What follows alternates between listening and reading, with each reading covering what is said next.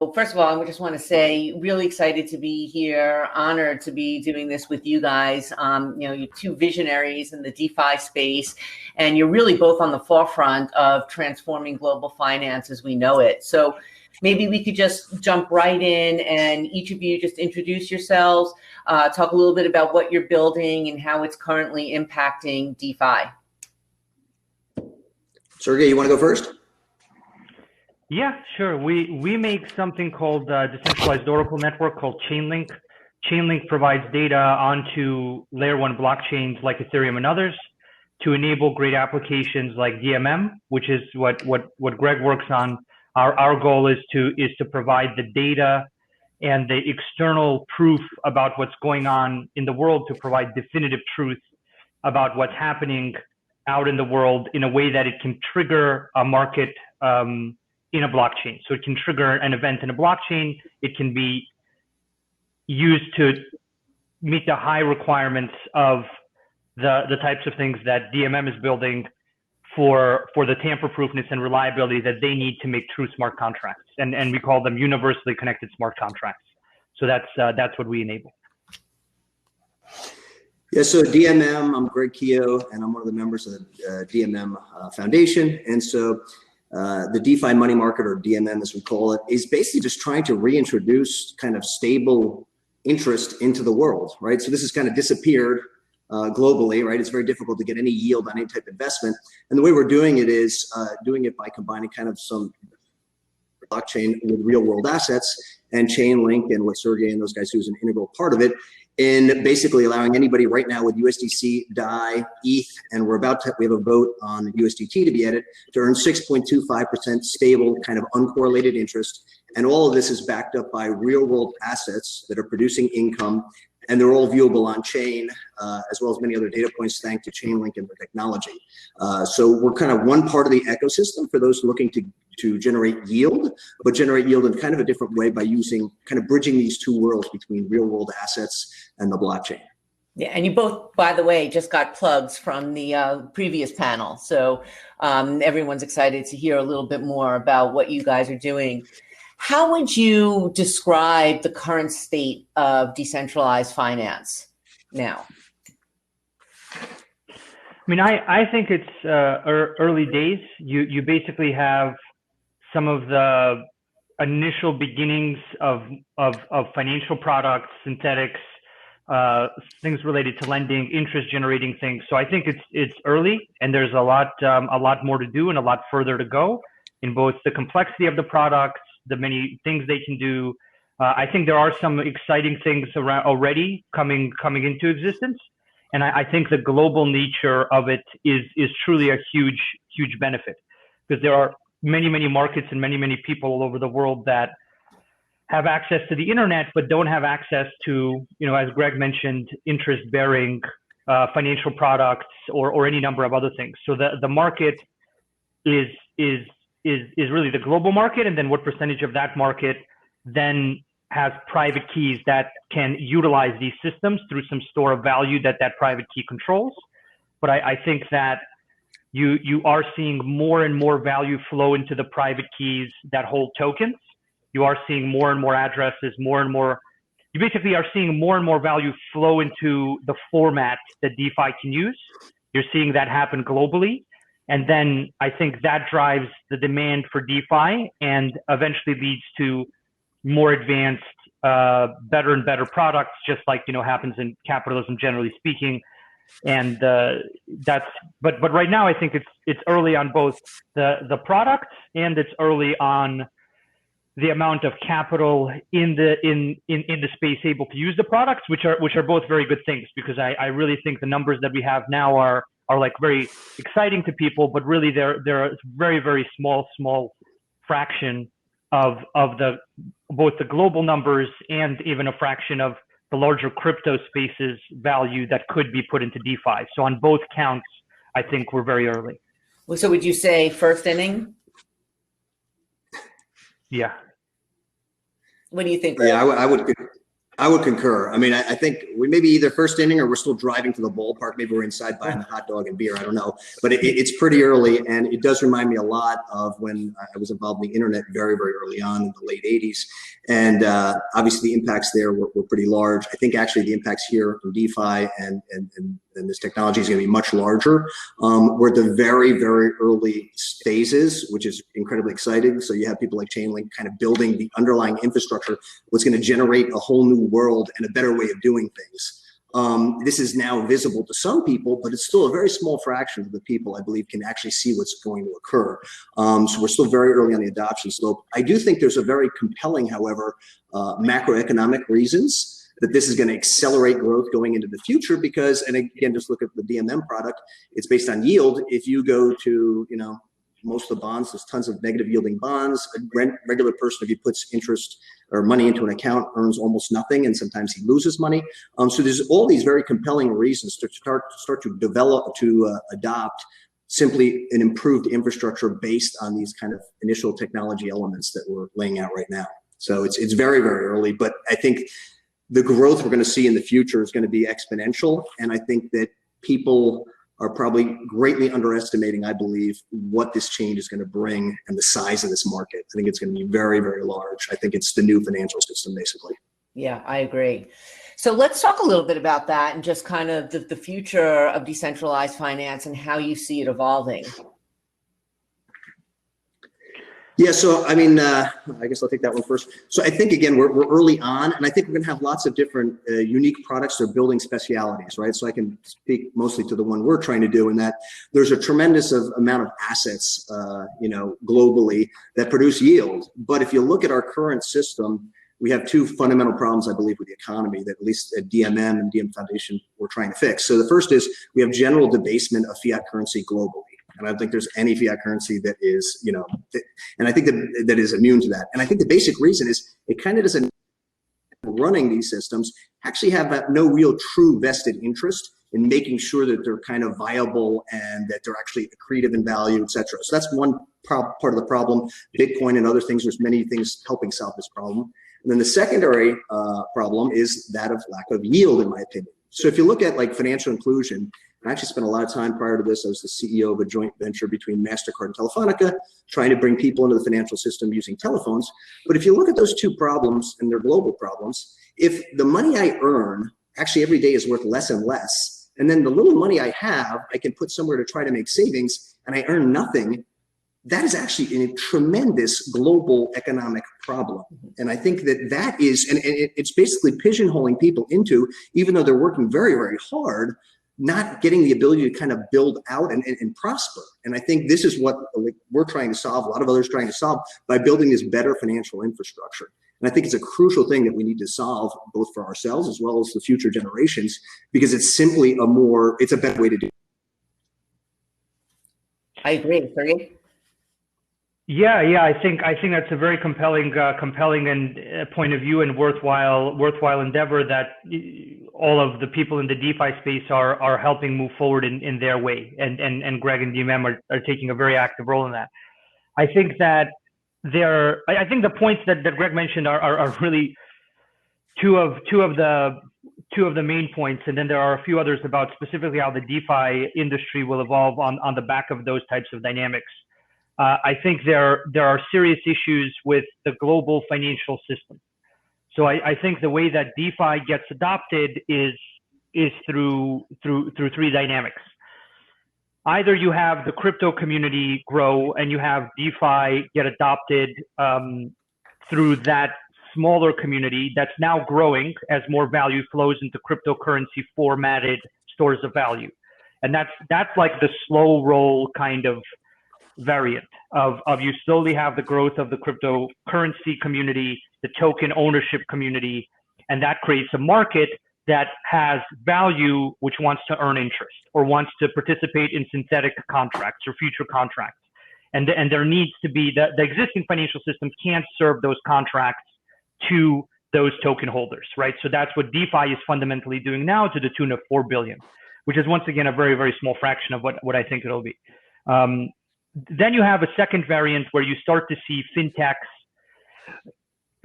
fintechs and insurtechs and technology companies try to come in. And I think that they can use the building blocks that people like Greg built. So I think there's like layers of building blocks. There's the infrastructure layer of building blocks where you have layer one systems that hold the contract state. Then you have systems that are above the layer ones, either for scalability or in our case, data delivery and validation of external events. And both the layer ones and all the infrastructure on top of them to enable other protocols like DMM to function properly, they're getting kind of built. And then you have things like DMM that all kinds of fintechs, insurtechs, other people can collaborate with as a product, as something that people can utilize, as something they can source usage into, right? Because those fintechs, insurtechs, those companies, they excel at getting customers, right? So they excel at user experience, mobile apps.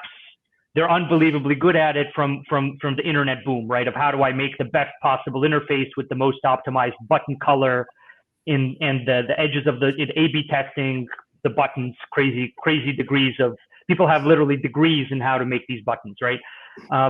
It's quite advanced.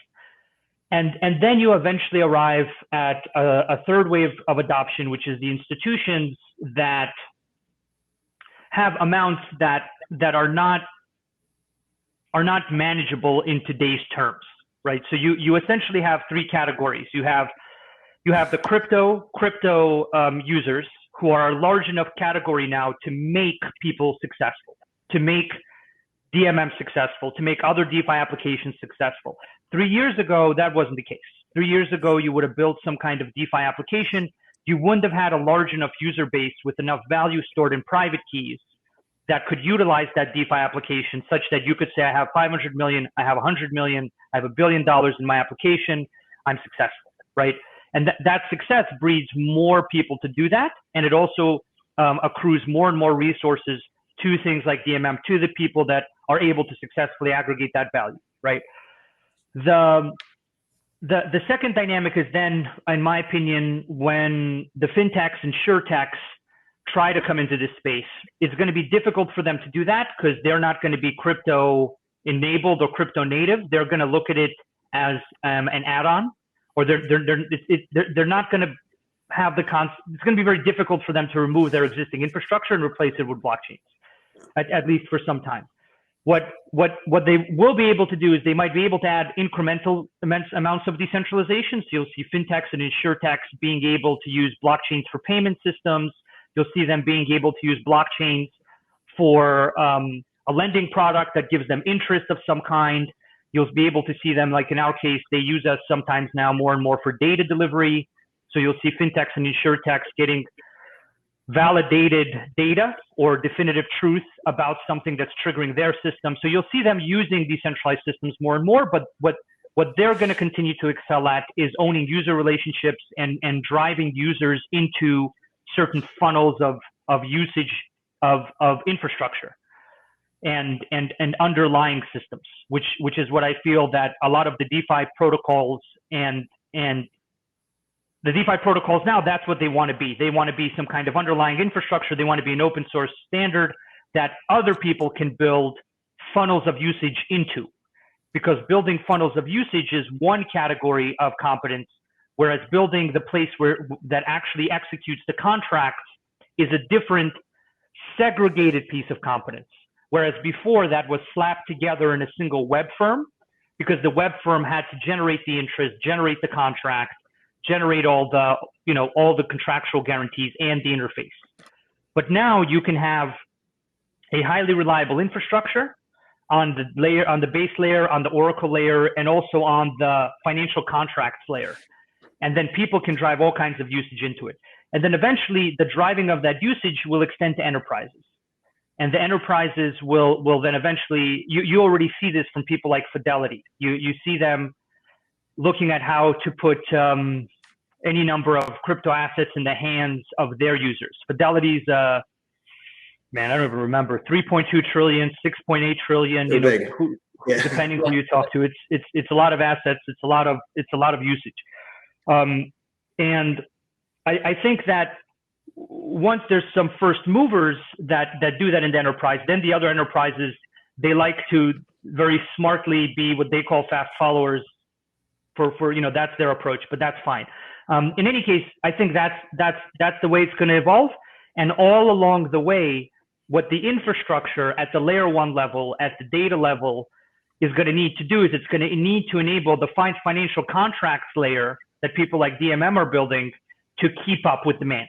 We're going to have to enable them to be able to generate the financial products at the level of scalability, privacy, data quality, and in all the many exciting variations that users will want to consume. And so that's really the infrastructure's role. The infrastructure's role is to make sure that the financial contracts layer can properly generate and secure, and very importantly, also maintain the security and tamper-proofness of many exciting variants that then the existing internet's kind of interfaces can funnel usage into. And that's the thing that I think people don't fully understand about the future, is they think that there is some kind of interface that's going to just own things.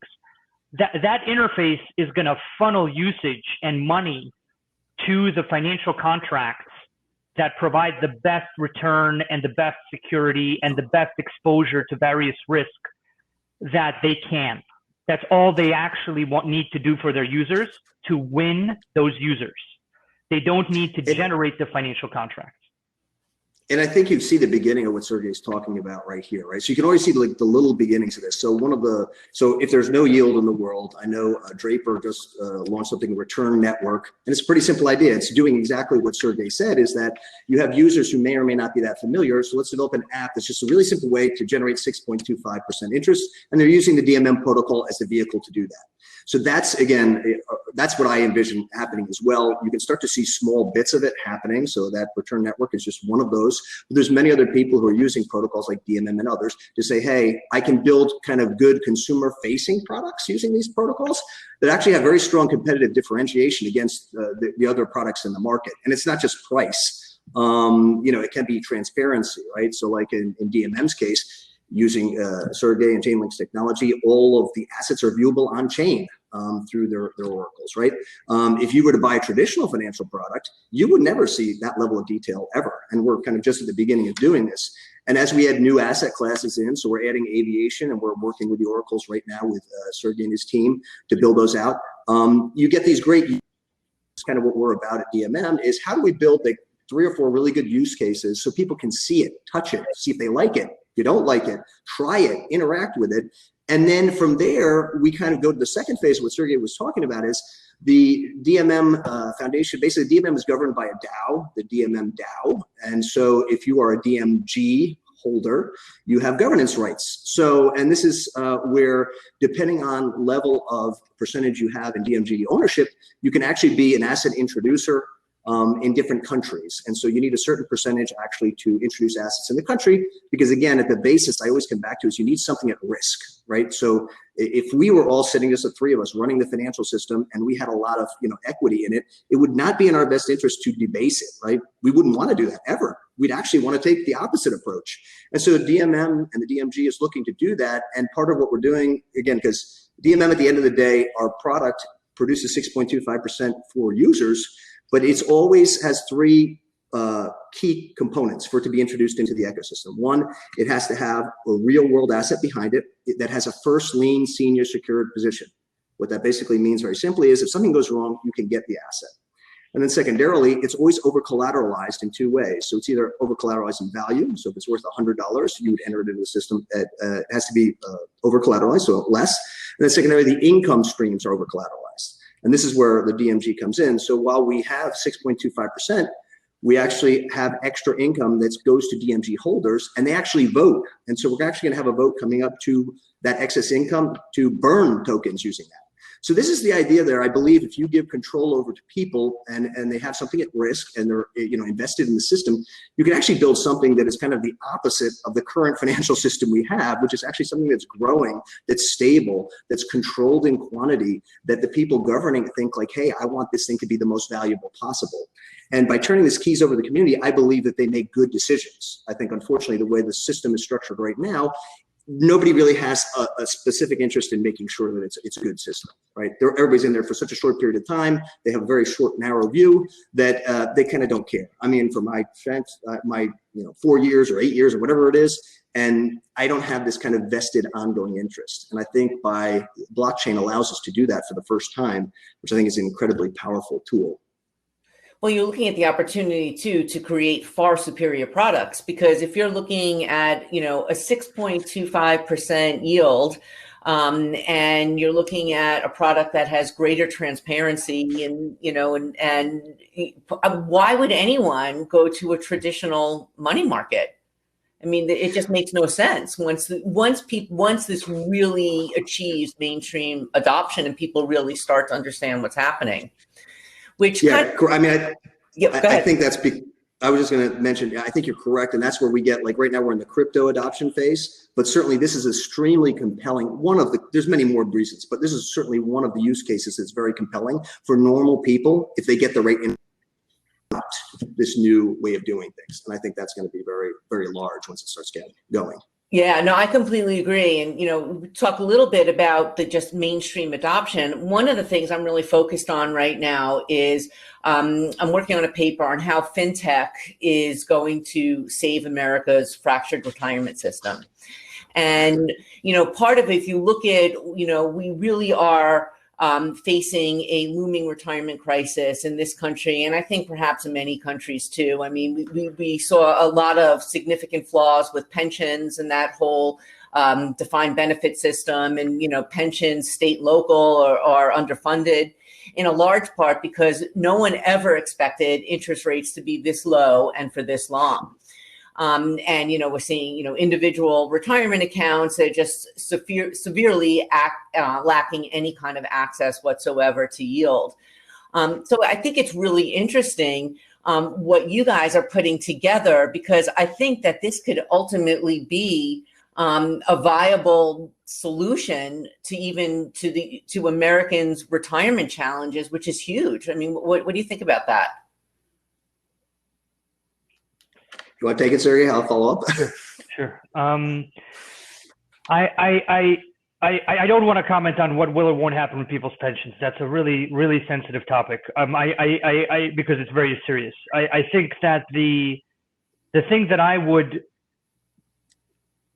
imagine that financial institutions would eventually see is that either they slowly see the benefits of these tamper-proof, highly transparent, well-collateralized assets that have low counterparty risk, because you have blockchains and oracles proving to them that those assets are there and that those assets are solvent. And this will create what I call a math-based guarantee. So it'll create a guarantee on the basis of mathematical proof, data, direct one-to-one kind of data sources proving that the solar panel field that generates the revenue for your asset-backed security, or the aviation-related revenue flows, or whatever other revenue flows there might be, are not passing through a bank that could be insolvent, or through some other institution whose solvency might negate your ownership of an asset or your relationship with a certain flow of revenue. And that's called counterparty risk. And I think at the end of the day that you will either see institutions slowly come to the realization that their counterparty risk in the traditional financial system is unacceptable. I think that there is a very scary and painful scenario that we are moving towards now with the global financial system, where that could all happen rapidly. So if that happens rapidly, two things happen.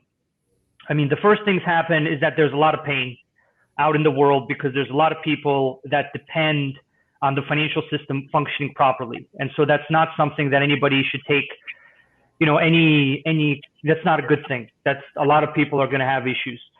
The one good thing for crypto will be that it will force a realization of the actual, what I call brand-based guarantees that exist in contracts. And these brand-based guarantees are different from the math-based guarantees in that you basically have a logo on a big building somewhere, or traditionally, you know, the nicest building in the gold town would be the bank and then the church. Once capitalism really started taking off, because people cared more about, you know, their money than other things, and the bank would have these huge pillars, and it would look like the safest, most beautiful building. And the church was now a wooden building, and so that, you know, there's a whole historical transition there. But the nuance here is that I think these brand-based guarantees, if enough of them fail simultaneously, people need to seek guarantees about their ownership, their financial interests, their financial returns. And I think that the place that they will either slowly or possibly very rapidly gravitate towards are math-based contracts in the form of these blockchains, because blockchains are the strongest math-based guarantee of your ownership, your relationship to an interest-bearing product, your relationship to any kind of financial guarantee from between you and some pool of assets. And people don't think about that now because it isn't screwing them yet. If you look at countries that have real problems or have had real financial problems, like Greece, when Greece's ATMs got locked up and you saw people only being able to withdraw 66 euros per day, regardless if they're a person or a business, you saw wallet registration numbers for Greek IPs go through the roof. But you also saw adjacent countries like Spain and others that were worried about their solvency as a nation. You saw the wallet registration numbers in those countries go 600% higher. And so I think that there is a dynamic where people will care more about the math-based guarantees these contracts can give them, but they will really care if they realize the brand-based guarantees that they actually have. And I think the unfortunate reality is maybe the only way that enough people are going to realize that quickly enough is if they fail. And that's both going to be quite scary, but it's also going to drive the adoption of this technology very heavily, in my opinion. And I think to add on to that, I think the other factor that's important to note is that generally in developed countries, they haven't faced these issues previously. So it's kind of hard for people to wrap their minds around that this could potentially occur. I spent 10 years in Latin America, and it happened, you know, in Argentina, it happened every 5 or 6 years, right?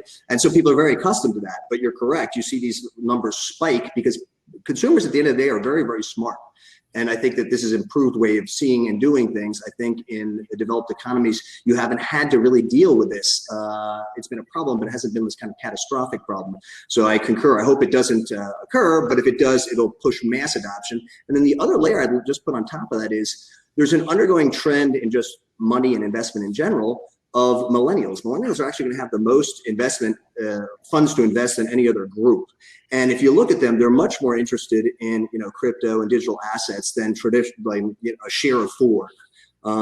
They're not interested in that. And I think this is the second part or second component. I think you have the macro problem, but then you have actually the consumer demand side of it, that they just don't want these products the way they were before.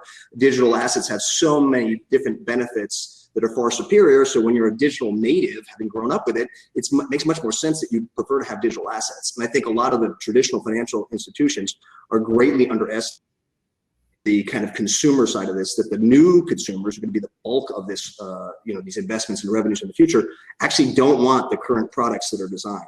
They want new ones. And I think blockchain will be the basis for developing this. And it's true, and you looking at younger generations also trust technology far more than they trust these traditional financial institutions. So let's just jump into the last question, because I know we only have about a minute or two left, but what do you see is the importance of the blockchain infrastructure, and how does it affect the adoption? Sergey, if you want to start.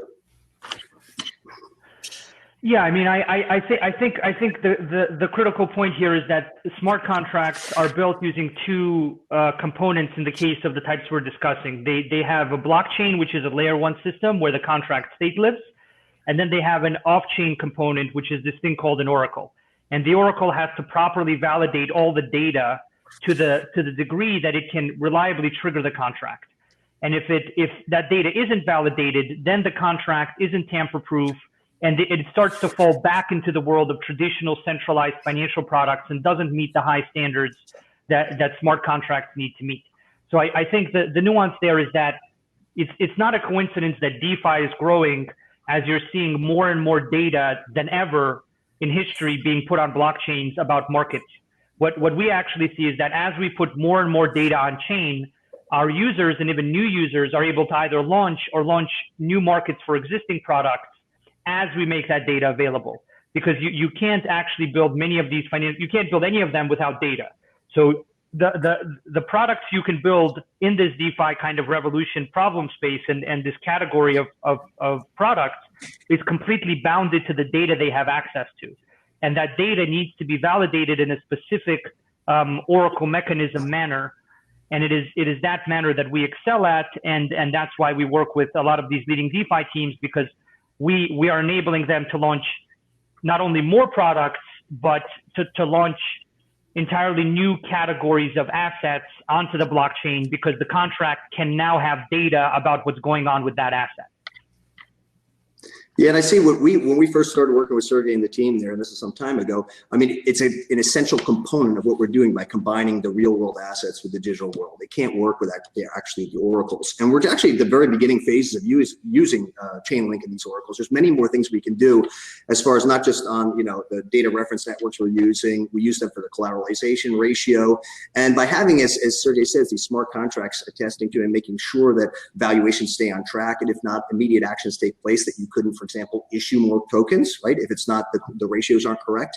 This provides this kind of underlying security and data integrity that's essential to building these new products, these new financial products. And there's just many other components. I mean, if you look at like what happens if the Oracle comes back and says, hey, a specific lien on an asset is not correct. Well, it can take immediate action to stop any further, as I say, issuance of tokens and many other automated responses, so that the ecosystem, people, invested in the ecosystem, know that there are these guardrails you can't get out of. And so it really, using Chainlink and these oracles, prevents kind of crises like the mortgage crisis, right? If all this stuff was on chain and it was viewable, you wouldn't have had any of those problems. And that was a big problem. I mean, it almost took down the world economy. And so this is where I think it's just so tremendous. It's so much more beneficial to end consumers that it is inevitable, the end adoption of this. And obviously the macro and other factors are just gravy on top of that. But the end state will definitely be this. Plus, I'll just add too, the ability to create all of these new asset classes and new investable products, it's really creating a new universe or new unprecedented ability for diversification. And once we have that, then it's, individuals, their ability to mitigate risk and enhance their returns, it's unprecedented. We've never had this before. So it's really incredible what you guys are doing. And I think that's all the time we have, but thank you very much. This was really, really informative. Really appreciate it. Thanks, Dara. Thank you. Have a great day. Bye. Thanks. Bye, guys. Bye.